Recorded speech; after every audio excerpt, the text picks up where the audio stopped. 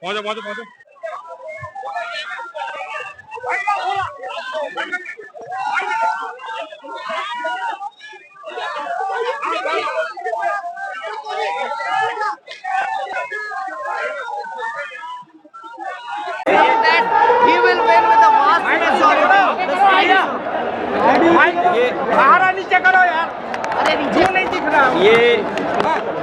ये जो भारतीय जनता पार्टी है,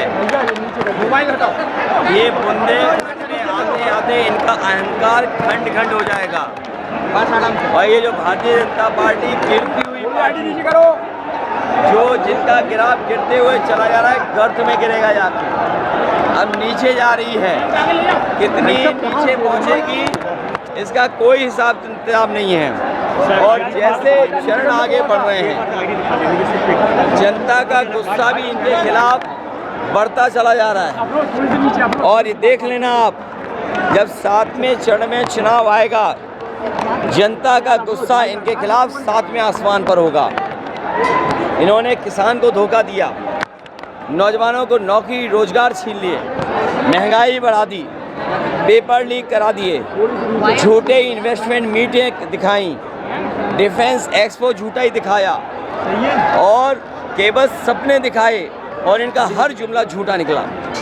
जी, एरच का जो बांध है वो पूरी तरह से बंद हो गया, आपने शुरुआत की थी उसके बारे में। देखिए, न केवल एरच बल्कि बुंदेलखंड के किसान को न पानी का इंतज़ाम, न उनकी फसल की खरीद का इंतज़ाम, बिजली महंगी, डीजल महंगा, यहाँ के किसानों को त्रस्त कर दिया है, दुखी कर दिया है, और राशन के नाम पर धोखा। इसलिए बुंदेलखंड के लोग इनके खिलाफ मतदान करने जा रहे हैं। बुंदेलखंड के लोग ये पहचानते हैं कि उनका राजनीतिक दुश्मन कौन है। इस चुनाव में बुंदेलखंड के लोग भारतीय जनता पार्टी का अहंकार को खंड खंड खंड करके विदा कर देंगे। प्रधानमंत्री जी ने सारण में ये कहा है कि देखिए, आपको पता होगा कि गुंडे, माफिया, अपराधी कौन है, और वो लोग हैं जो नौजवानों के पेपर लीक करा रहे हैं। वो गुंडे, माफिया, अपराधी हैं जो नौजवानों के पेपर लीक करा करके पेपर लीक करने वालों को बचा रहे हैं। वो सबसे बड़े गुंडे, सबसे बड़े माफिया, सबसे बड़े लुटेरे हैं। प्रधानमंत्री सारण में थे, वो कह रहे थे कि इंडिया अलायंस ये ख्वाब देखता है कि वो अपना प्रधानमंत्री बनाएगा, लेकिन उनका विजन ही क्लियर नहीं है। 5 साल में, एक साल में अलग अलग प्रधानमंत्री बनाएंगे। समाजवादियों का इंडिया गठबंधन का विजन क्लियर है, और विजन क्लियर है, उसी का परिणाम है। क्या जनता का समर्थन इंडिया गठबंधन समाजवादी पार्टी के साथ है। जो लोग मनमर्जी हैं, जो अपनी बात, मन की बात कह रहे हैं, उसको इस बार जनता, जो भारतीय जनता पार्टी गैंग है, उसको 140 करोड़ की जनता 140 सीटों पर रोक देगी।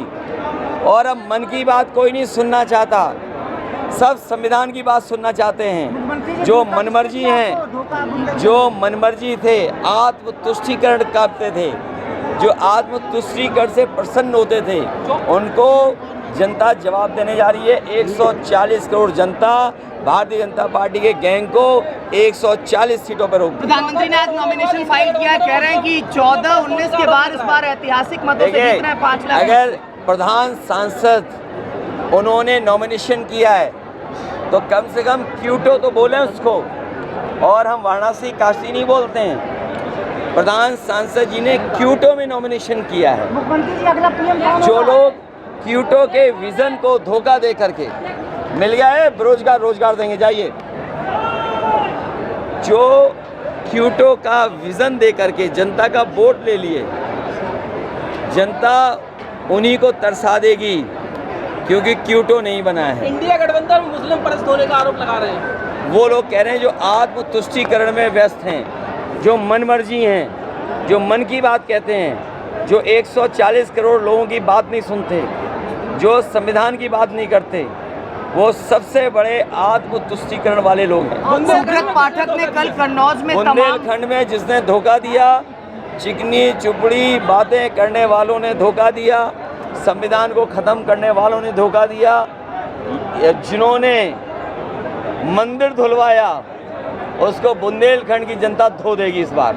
सुब्रत पाठक ने कल हुए वोटिंग पर कहा है कि समाजवादी पार्टी के कार्यकर्ताओं ने कई जगह बूथ कैप्चरिंग की, कई जगह गुंडागर्दी अरे की। पुलिस तुम्हारी, सरकार तुम्हारी, इसीलिए मैंने कहा भारतीय जनता पार्टी जो लूटने की संस्कृति रखते हैं, जो खोट लूट और नोट से लोकतंत्र को बदलना चाहते हैं, जनता जागरूक है, अपने वोट से इनको बदल सर, देगी। चौथे फेज की वोटिंग के बाद इंडिया अलायंस को किस स्थिति में देखते हैं? चौथे फेज के बाद एकदम बढ़ता चला जा रहा है इंडिया गठबंधन, और भारतीय जनता पार्टी नीचे जाती जा रही है, गर्त में जाती जा रही है। अगर गठबंधन की सरकार बनती तो बुंदेलखंड में क्या होगा? बुंदेलखंड के किसान खुशहाल होंगे, नौजवानों को नौकरी रोजगार मिलेगा, पानी का इंतजाम होगा, बिजली सस्ती होगी और स्वास्थ्य की सेवाएं होंगी और सड़कों पर खेतों पे सुरक्षित आपको रखा जाएगा। ठीक है, ठीक है। धन्यवाद।